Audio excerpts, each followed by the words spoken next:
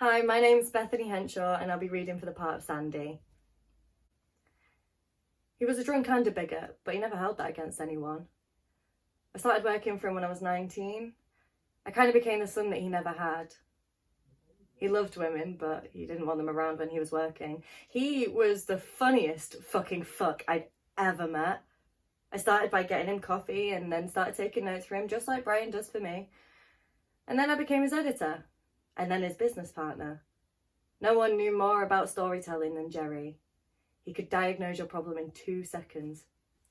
I brought my first story to him and he took it apart like it was a broken watch and then put it back together again and it started ticking.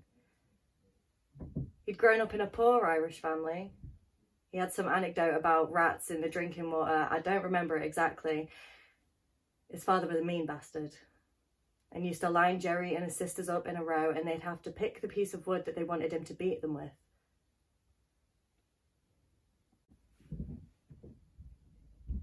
Yeah, it's okay.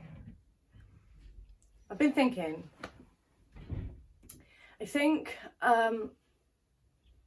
it might be impossible what we were trying to do. I've been in a real existential... It's like my life, but it's not my life, you know? I think maybe there are no more stories. Not that we've told all the stories, or that there are only 6 types of stories or something, but I think maybe it's the end of an era. Or maybe it should be the end of an era.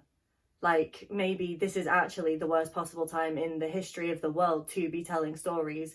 You know, what were you telling us about? The different ages? The Yugas. Yeah, the Yugas. Maybe we have to move on to the next Yugas. Maybe all this shit has to burn down first. I think maybe this Yuga can't handle another story.